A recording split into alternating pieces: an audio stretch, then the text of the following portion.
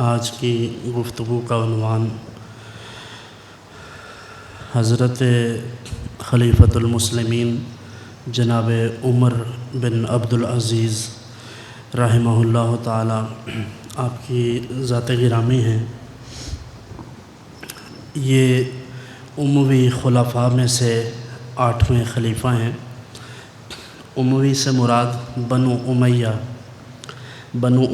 کے 8ویں خلیفہ ہیں، اور 92 سال پر محیط بنو امیہ کا جو دور ہے، اس میں سوائے حضرت جناب معاویہ رضی اللہ تعالیٰ عنہ کے، اس کے بعد جتنے بھی خلفاء ہیں تمام، چونکہ بنو امیہ میں سب سے پہلے خلیفہ حضرت امیر معاویہ ہیں، اس کے بعد یزید ہے، پھر دیگر جتنے بھی، تو ان تمام میں سے عمر ابن عبدالعزیز یہ واحد وہ شخصیت ہیں جناب معاویہ کے بعد جنہوں نے عدل و انصاف سے کام لیا اور لوگوں پر ظلم و ستم نہیں ہونے دیا۔ اسی وجہ سے خلفائے راشدین میں سے ان کا شمار ہوتا ہے، حالانکہ ان کا اور خلفائے راشدین کا زمانہ بہت مختلف ہے۔ یہ صفر 99 ہجری میں ان کے ہاتھ پر بیعت کی گئی۔ سلیمان بن عبد الملک نے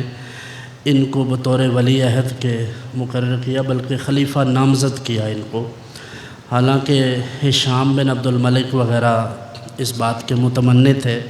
کہ ہمارا بھائی ہمیں نامزد کرے گا، لیکن رجا سے مشورہ کرنے کے بعد سلیمان بن عبد الملک نے جناب عمر بن عبدالعزیز کا نام اس نامے میں لکھ دیا، اور پھر اس کے بعد جب لوگوں نے بیعت کر لی تو اسے جب کھولا گیا تو کہتے ہیں کہ ایک ہی وقت میں 2 لوگوں نے استرجاع کیا، یعنی انا للہ و انا الیہ راجعون پڑھا۔ ایک ہشام بن عبد الملک نے، اور دوسرا عمر بن عبدالعزیز نے، یعنی اس تحریر کو جب کھولا گیا جس میں خلیفہ کا نام تھا، سلیمان بن عبد الملک نے جس شخصیت کے لیے یعنی جس کو نامزد کیا تھا، جب اس کو کھولا گیا اس کاغذ کو، تو اس میں جب خلیفۃ المسلمین کا نام پڑھا گیا کہ یہ عمر بن عبدالعزیز ہیں،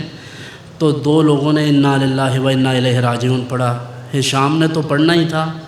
اس لیے کہ ہشام کو دکھ تھا اس بات کا کہ یہ حق تو میرا تھا، یہ کیسے ہو گیا کہ عمر بن عبدالعزیز اس جگہ پر آ گیا۔ لیکن خود عمر بن عبدالعزیز بھی انا للہ و انا الیہ راجعون پڑھ رہے تھے۔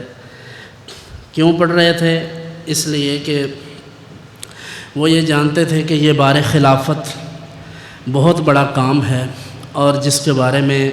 قیامت کے دن بھی باز پرس ہوگی، اور اس دنیا میں بھی اس کے بارے میں حساب دینا ہوگا۔ اس لیے انہوں نے دکھ کی وجہ سے انا للہ و انا الیہ راجعون پڑھا، حالانکہ بظاہر ان کو بہت بڑا عہدہ سونپ دیا گیا تھا، لیکن اس سے امور مملکت اور امور سیاست اور مسلمانوں کی فلاح و بہبود سے وابستہ جتنے بھی عہدے ہیں، ان کی اہمیت اور ان کی حساسیت کا ہمیں بخوبی اندازہ ہوتا ہے کہ حضرت عمر بن عبدالعزیز جیسی شخصیت کو اگر خلیفہ نامزد کیا جائے تو وہ اس بات پر پریشان ہوتے ہیں، وہ خوش نہیں ہوتے۔ اس کا مطلب ہے کہ آج اگر کسی شخص کو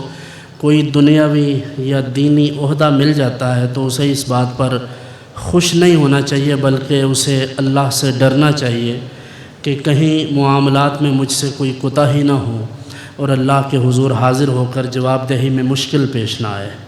اس لیے سب سے پہلی ان کی جو سیرت کا سب سے پہلا باب ہے وہ یہی